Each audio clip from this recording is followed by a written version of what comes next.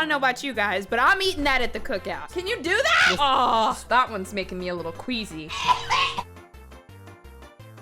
8 seconds. Cannot possibly be that bad. Oh my days, it's a new year, new me. So let's start off with a Wait! What the f is that? How did we cook the chicken? That looks like oil to me. I see bubbles in the bottom of the pan. Oh my days, it's a new year, new me. So let's start off. What the Did you quick sear the chicken? Dude, if it was in oil for even 15 seconds, am I wrong about this, guys? Would the chicken not be a little bit brown? Off with Is a that healthy wrong? meal. Simply boil some chicken. We're off to a bad start. That one's making me a little queasy. We need something milder, something more serious. What you want for supper? Fried pork chops, mac and cheese, and some cabbage. Okay. Y'all come hang out with me while I make fried pork chops, feel mac like and cheese, and We're some about cabbage. to get some good old southern First things cooking. first, to these pork chops, gonna go in with some mustard. Now we're gonna add some hot sauce, Okay. some Worcestershire. Worcestershire. Some Worcestershire sauce. That's just southern. I can't even hate on that. That's funny. Got that all mixed up. Now I'm going to add some milk Man, and 1 egg. And we're just gonna mix this real good and let it soak for like an hour. you gonna mix the eggs up or you just gonna limp hand them in there? Give them a good poke, break the yolk. While our pork chops are soaking, we're going to get to work on this cabbage. This is a whole medium-sized cabbage. I'm just going to add a half of a white onion, Okay. a half a pound of Kaneka smoked sausage, Okay. 5 pieces of Wright's bacon cut up into little small bits, Make it heavy. 1 cup of chicken broth, Chicken broth. Yeah, you gonna feel something with this. and a little bit of Papa Earl's. I knew she was about to put some Cajun seasoning or some Covered seasoning it with salt tinfoil, and it's going to go on the smoker till it's done.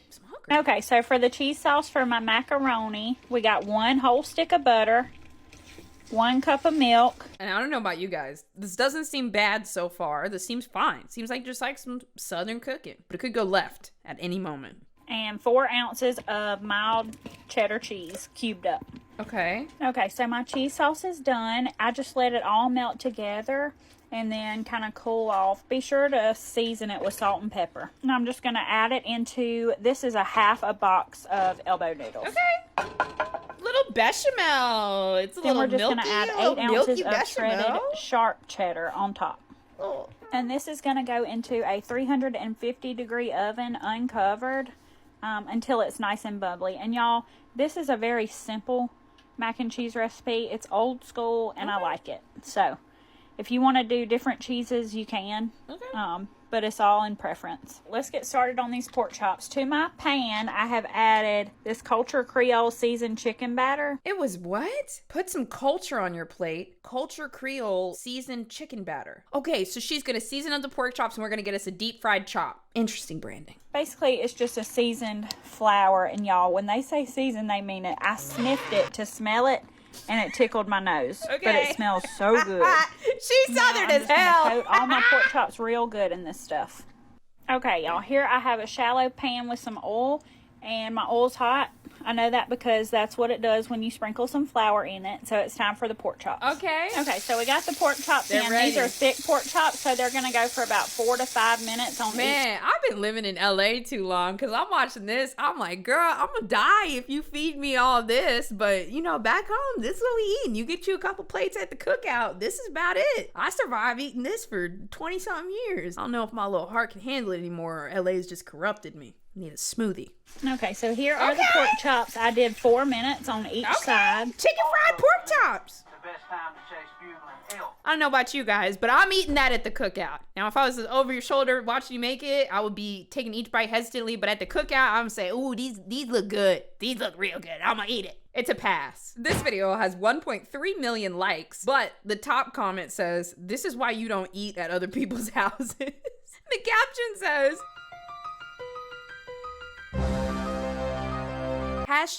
#farm life. Today we're eating chicken thighs that have been in my pantry for 2 years. Can you do that? Listen, I canned these in March of 2020. Can you can meat if it's not a Vienna sausage? just gonna make a quick chicken salad out of them. No. And I did it skin on, bone in, and the bone just pulls right out. Just gonna dump that all in my bowl. Yum. I am gonna go through and pick out all of this. I will leave the gelatinous fat in there because and you don't even notice it once you put your mayo mixture in.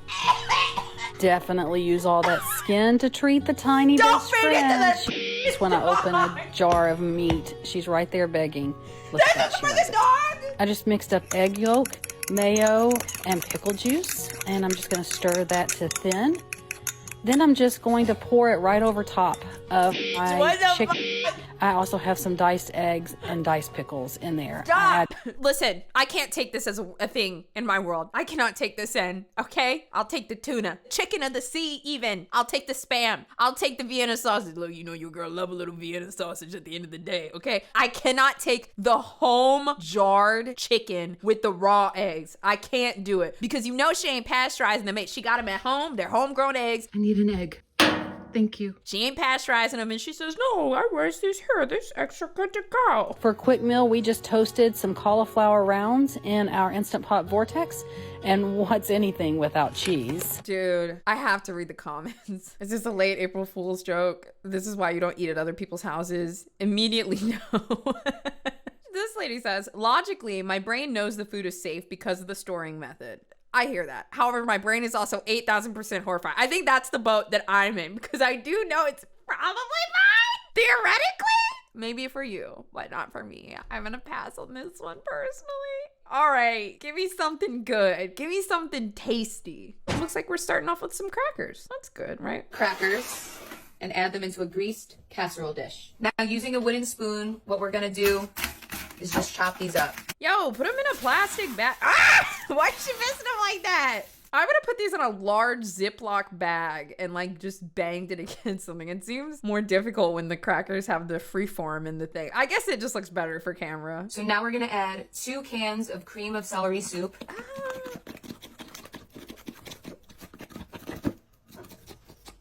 Please don't mix it with your hands. And some green beans. Okay. And mix this all together. Girl. Ah! I knew she was gonna put her hands in it. Can any of you guys taste stuff in your head by looking at it? Like you have a vague idea of what that would taste like. Like crumbled crackers, cream of celery, and cooked green beans. Like so far with that, even with like salt and pepper, I'm like, it's not there for me quite yet. Let's see where they take it. You're gonna go ahead and add 1 cup of milk. Whose hand is that? Why are you pouring the milk over her hand? And give that 1. Now you're gonna add some bacon. Just scatter that to the top like this. Then you're gonna add a little bit of cheese on top. Now you're gonna pop this in the oven at 350 degrees. While that's in the oven, we're gonna make some Texas toast. I think that makes a really good side for that dish. So we're just gonna line these down on a greased pan. And now we're gonna add some butter. I like to use margarine for this because it just spreads on so easy. Do you guys think this is gonna have a good result? Because some recipes, they go so far left, we know there's no way to save them. I'm just picturing her taking the green bean and cracker mixture and just slapping it on top of these pieces of toast. Or what if she makes a sandwich? We're gonna go ahead and add some minced garlic. Oh. Spread that across the top. Oh. Season it with a little bit of oregano. I think this tastes so nice with some on it. And then just a little bit of cheese. Oh, no. Perfect. Now we're gonna stick this in the oven with our casserole. Take a look at that.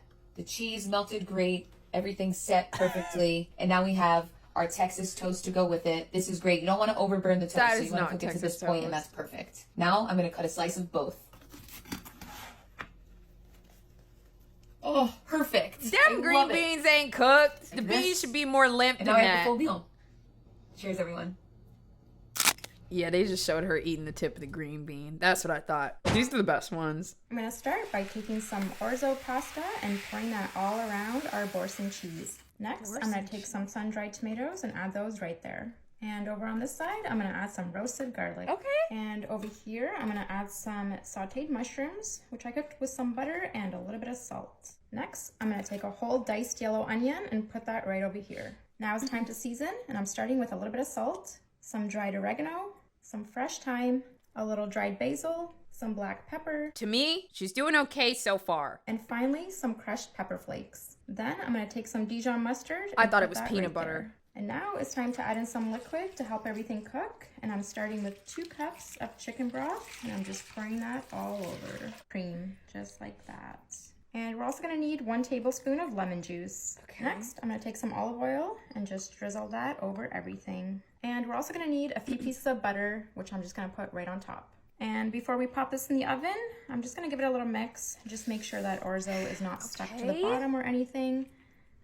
And that should be good. All right, this is ready to go in the oven now. And as you can see, I've gone ahead and put some tin foil on top, just so nothing dries. And we got the oven preheated to 425, and we're gonna put this in for 15 minutes to start. 15 minutes our pasta was in the oven for 15 minutes. Let's take a look. And now it's time to mix everything together. Why do you always torture us with this pan? No, you could have put this in a hot pan. This is what you could have done, but you chose not to. I'm still in. So I'm gonna mix all that together. And I know there's a lot of liquid still in there, but we're not done yet. So there we go. That looks good for now. And then I'm gonna take some baby spinach. I've got about 2 cups here, and I'm just gonna add that in and mix that in with our orzo, just like that. Okay. The liquid will also help that spinach. I'm still in. Then I'm gonna take some shredded mozzarella cheese and add that in as well. And then mix all that together. You can also add some protein to this. Some shrimp would be delicious, or some chicken. Don't add shrimp to that it. Looks perfect. Now here, I got some shredded Parmesan cheese. Okay, I'm out, okay? Unless you want me to shit the bed tonight, I'm out. It's mostly the ingredients, okay? Just off with that. I'm out. And I'm not gonna cover it. I'm just gonna leave it like this. I know she's about to add more cheese at the end. All right, it's been about 5 minutes. Let's check on our dish. Oh yeah, nice and bubbly, which means it's all done. Look at that. All right, it's time to dig in. I did let this sit for a couple of minutes. I can't. That is. Y'all right. It's a butt stuffer. Wow. I do not know. That's too much. Lactose intolerant people in hell right now. Garnish with a little bit of fresh parsley. All right, let's dig in. Let's do it. Cheers. It's so hot already, I can tell. Ugh. That. You know what? That one wasn't as monstrous as I thought that it was gonna be, but it was a little too much cheese for me. Just a little too much. I have to watch this one in 60 seconds. It says, I'm never making steak any other way. And you know she's joking. We got a steak, which I'm just gonna drizzle some olive oil on. And to season our steak, I'm just gonna start with a little bit of salt. A little And sirloin. I'm also gonna add some black pepper on top. Okay. Just gonna rub that in a little bit. All right. Make sure it sticks on. And we'll flip it over. Work on the backside. I'm gonna season the backside now with a little bit of salt again, and some more of that black pepper. Now I'm gently gonna pick up our steak. And dude, you can put steak or chicken or salmon in the air fryer when it's cubed up. It's actually so good that way, but I ain't never seen nobody put a whole steak in the air fryer. Let's see, guys. It could be delicious. No way you're gonna. It could get really brown on the outside and like medium on the inside. Close that up. We're gonna set it to 400, and we're just gonna do 10 minutes to start. Okay. 10 minutes are up. Let's check on our steak. What? That looks so good. Looks perfect. Yep, that's perfect. It's all done. Okay, now I'm gonna take our steak out, and we're just gonna let it rest for a few minutes before we cut into it. It's looking a little Should stiff. be cooked perfectly. Wow. I don't know. That's amazing.